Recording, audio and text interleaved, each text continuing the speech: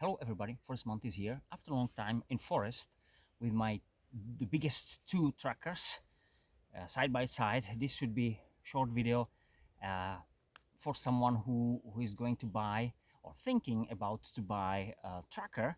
These are the most common, the biggest, and I would say the most of serious trackers, because there are plenty of others in similar size, but in the standard production, I would say these are the two most of common. It's very important to say uh, this is much more expensive than this one. This is Bark River tracker and Tops T1 tracker, and this is made of A22 steel. This is 1095. Now, okay, it stops raining. There was a little rain before just before minute, and it's very important because in such weather it's really like it's first April actually, so April weather, so sometimes rain, sometimes snow, sometimes sunshine. That's how we go with the weather here. So even minor rain could make a rust, or will do, definitely will do rust on the 1095, but probably will not do anything like that on the A2. That's very important. So if you don't want to care about your tracker that much, it doesn't mean this is rust resistant. Absolutely not. But something like this one is absolutely fine. You just can clean your blade, well, your trousers or whatever you want, then stick it into your sheath and then just clean it at home if you are today at home. If not, I still recommend to have some kind of oil with you on something. I don't know how to say that. So I can have plastic bag with a piece of cotton or something like that in oil, and use it just to carry about this one. Of course, I can have it and I can do it on 1095. There will be no reason. But for one day, as I said, so if I use this one and one day I will use it here, there will be a little rain. It catch the rust before I go home probably, so I have to deal with it. It probably won't happen on the A2 tracker, I mean made of A2 steel. That's very important. So that's first. The second important thing is, okay, maybe third if I say the price. This is 1 inch longer, so about 19 centimeters, 7.5 inches blade. This is 16.5, so this is 6.5 inches, 6.5 inches longer blade. That's very important too, with 600 grams weight of that. There is hollow grind here, and now it's convex here, but this one was the high saber grind. Oh, sorry, just saber grind with for me not good grinding, so I ground it for myself. But it's important. There is the hollow grind from the start. There was not these grinds two were even, I would say, but these two were not. That's very important. But there is really huge difference, and that's why I'm making this video. Is if you see this one, I actually mentioned that in my some of previous videos, but there's straight part about 1 inch 3 centimeters over 3 centimeters. Here there is not. There is the curvature, the round stars here, and goes to the tip. Why I mentioned that, it's very important. Sometimes I really miss this part, you know. So for the, as I said, this is longer about the part, I mean that about inch, and this is shorter with same weight. So for only surviving, I would say this is all right, absolutely. But if you want to like do carve and do lots of stuff with wood, and you want to pay attention to it, this is for me better way. Why?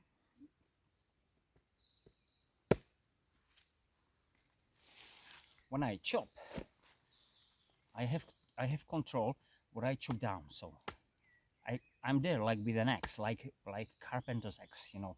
Standard axes got a round shaped blade. This one has not, so it works like carpenter's axe. I hope I said that. So I've got under control the part I'm there. So all this cut from here and here is even. So if I want to chop here, if I want to chop this one in two, so I can go this one and do it in this way. If I'll do it with this T1 tracker, I will chew up always like this. That's what you see. That's how the tracker works.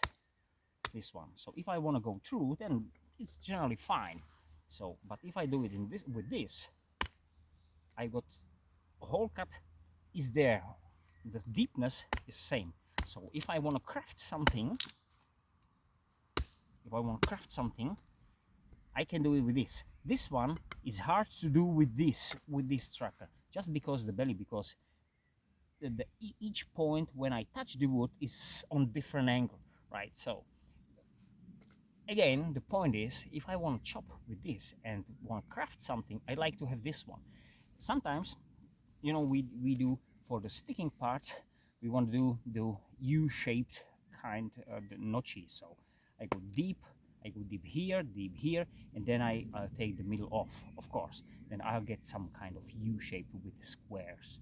Of course, we know that. So if I want to do it with this knife, it's not a problem, because I can baton straight here, then I can baton straight here, and all the cuts on this thickness is same. Or even I can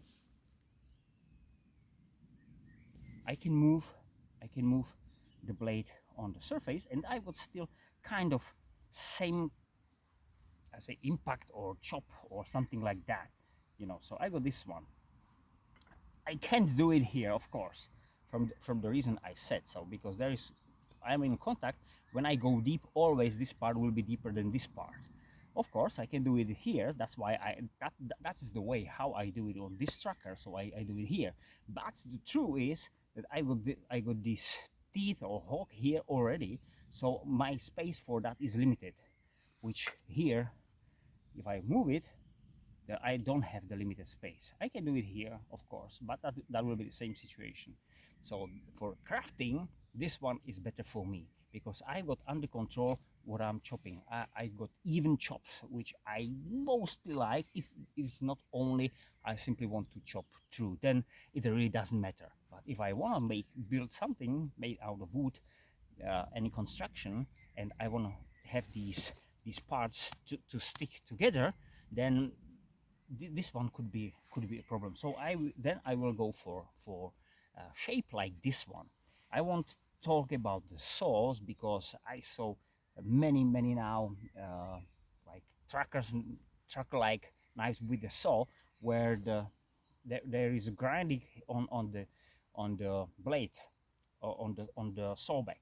So when this one is grounded down, so like to the edge, but of course there will be still the saw, the saw becomes useless. We know it because when we go through, then it sinks more into wood, and the friction won't let us go through.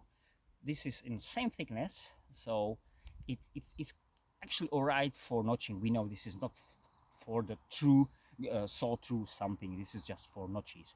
There, with those, you can't go even for those notches, because you bite in and you stay stuck in the wood.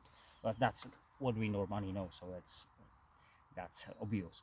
What I found today, I did some, I don't say that, small splittings for fire starting, and I use this tracker normally. Then I use this one. Sometimes it's fine, because I got a convex here, so when you go in, of course the wood starts to split immediately. But sometimes when the wood isn't that in that condition, when the edge sinks in, so it's a really hard wood or wet, sometimes you want to, you do this one, you do your pre chop, I would say. You do something like this, and it bounces back. You bang, and the knife bounces back. Then this one become not really nice, because when I use the knife, sometimes I just do it like natural. I go with this, I do this one, and I wanna work like I go further with the work. But when it bounces back, and my hand is already on the wood, and I didn't expect the bones, I expected the knife to be there, so it bounces back and fall down, and of course I could be cut, which almost happened to me.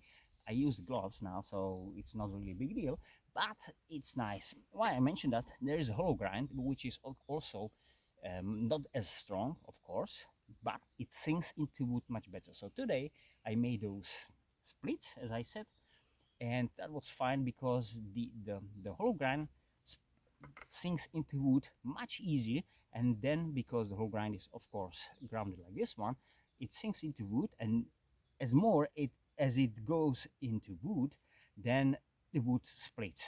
So the initial bite was helpful for me, but of course when the wood will be too hard and maybe not something like that, then the hollow grind here maybe couldn't or won't survive because the knot or something like this one, and the convex will be fine. So that's something, you know, it's interesting to when you work with those knives, what's your preference. Sometimes you can choose because you work with different woods and on different places, so sometimes is better this one, sometimes something else. So of course, so if I will work with some hardwood, then convex will be probably better for it because it's safe, more safe for that knife. But when the wood will be only sometimes or hard but fresh, and the other wood will be even softer, then the hollow grind will be fine, or should be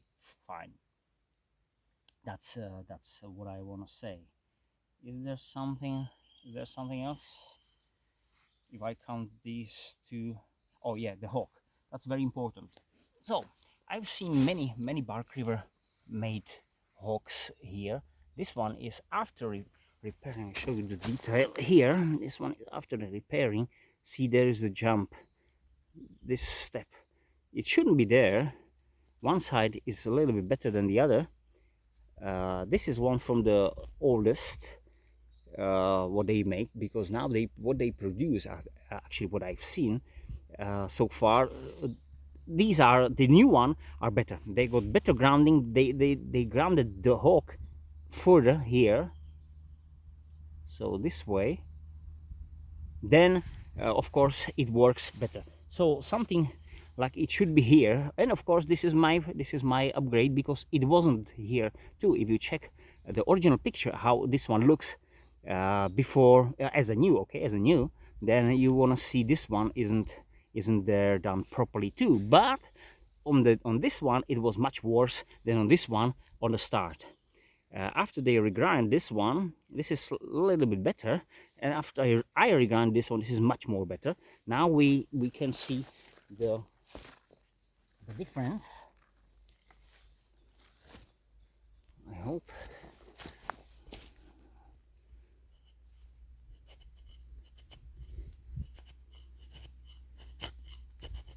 So this one, how this one works, there is kind of squarish angle, so it won't work as I want. So you see that, so it works. I can have some kindlings, of course, and this wood isn't prepared for it. I just sat here and I want to make this video, but as you can see how this one works. Let's check it out. Check out this, the top tracker.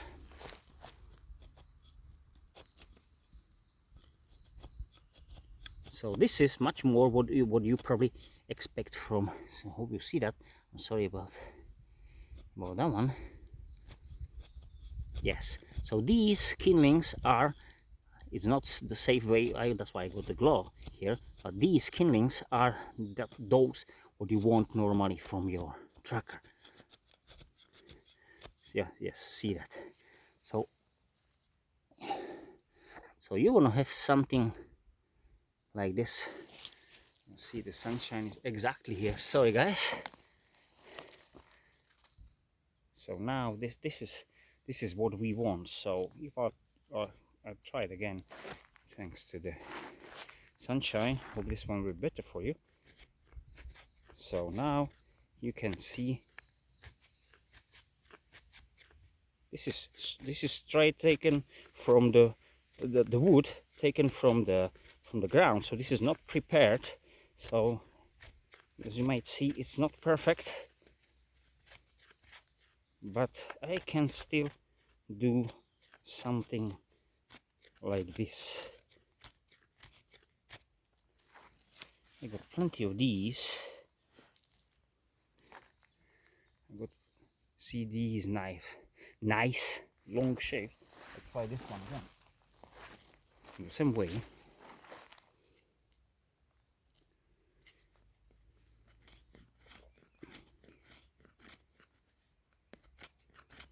So see, it won't work exactly as I want.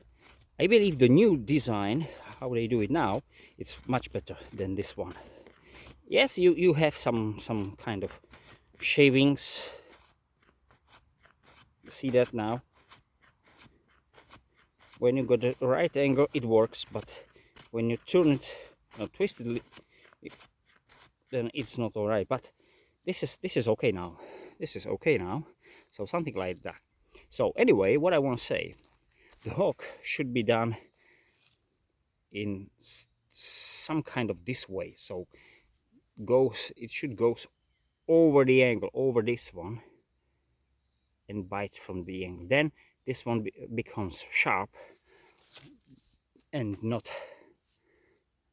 with a step, as you see, like this one, because this is dull, and this is hardened 60 HRC A22 steel, which is not easy to ground down. So that's why I keep it here. So I'm pretty alright with it. Otherwise, it works nice. The convex here and hollow ground here. So this is one very important part when if you are thinking about to buy a tracker knife. And last thing is two grinds. If there is convex grind and hollow grind, I'm absolutely fine. That's something I normally want. I wanted to have it here, but I wasn't able to do by hand the hollow grind here. But I grounded that for that this longer convex, much longer than here, which helps, and I'm fine with it. So I got two convexes here, but this is more smooth, and it's really nice for any slicing or cutting like this one. So even this 1/4 of an inch blade, see that this is really nice slicer. It's not that comfortable, you know. This is not a folder for your carving, but it's all right. So I'm all right with this knife about that. So my hint for that is, when you buy a tracker, I summary it, you won't have probably two different grinds, not just one. You won't have this one functional, so sharpened, the hook. If there is a sawback, you don't want any grinding here. You don't want to have any swedge or something like. Sorry, I go into way of the sun. So you don't want to have something here. None of these actually. None of these two has sharpened spine. So none of these from the factory made the sparks out of ferro rod. So here I can use the sawback, which is fine, but it consumes the ferro rod faster. But I can do it. I can't do it here, so I have to make some space for it on this. Even if I want to have, it's actually not as bad as I expected, but it's not that sharp, you know. And same here, and especially where there was the coating on it. That's why I removed the coating here. So yeah, I can throw some sparks, but it's not as good as like on many other knives. That was actually set. Okay, there is one maybe important thing. Just have a look how close my finger is to real edge. Maybe about 1 centimeter, which is not bad if you put the thumb on the top and you do these kind of push cuts. But thanks to this choil, you are immediately on the edge or very close. So you can place this one here, but you see that, so you got the edge very close to your index, which helps when you do your fine cuts. this is hologram, so hologram that is, as I said, so this is much better slicer than that one. So that should be kind of helpful. This is not, it is about these trackers, but it is about the other trackers. So if you want to buy the tracker, you have to be you have to understand what you want. So I like to have this one on my more used trackers for the chopping, for like crafting, but for the surviving only, for and going through, this is enough for that, because of course it's blade length, and the difference is that what you have to cover if you don't want to be seen. You know, you go to your knife, so it's not a really huge sheath or scabbard is behind, is in the, if you carry your knife on your belt. Of course, if you got it in backpack, then it doesn't matter, but it's still, this is more packable, same weight but more packable. That's important. So that's the sacrifice you get. Otherwise, so guys, otherwise, both of these knives are great, as I said, but this one is much more expensive than this one, about 30–40% of this one. A2 tool steel is a bit better for me than this one, but there is no sawback on it. So there is plenty another tracker makers which I'm thinking about maybe in future to buy some another. CPM 3V will be the best option, because the corrosion or rust resistance will be much better than on 1095, and toughness, of course, is, I believe, not questionable. It's, everybody knows. Thank you very much. Have a nice time. Bye.